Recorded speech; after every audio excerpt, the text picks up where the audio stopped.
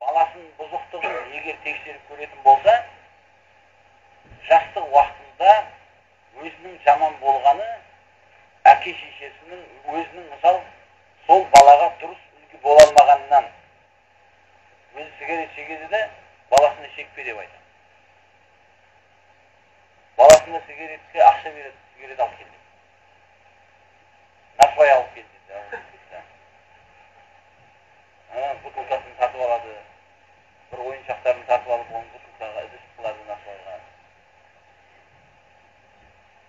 Ол бала ертең мың рет айтқан оған шекпе деп. Ол шеге береді.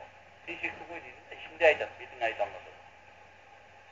Сол үшін ла танха ан хулуқин ва таътия мислаху. Сен бір мінезден қайтарып, жаман мінезден, сол мінезді өзің істеме. Себебі сен оны бұйырып қайтарғаннан кейін өзің істесең, бұйырып өзің тастасаң, ол мінез болып қалады оған. Бұйырғанымен өзі істемесе, демек, ол мен үшін ғана бұйырып атқан екен, оның ешқандай пайдасы жоқ. Болсам әкемше боламын да дейді ол. Сол үшін көбінесе ол бұзықтықтың несі әке шеше сол балаға жақсы үлгі болып, жақсы мінездерді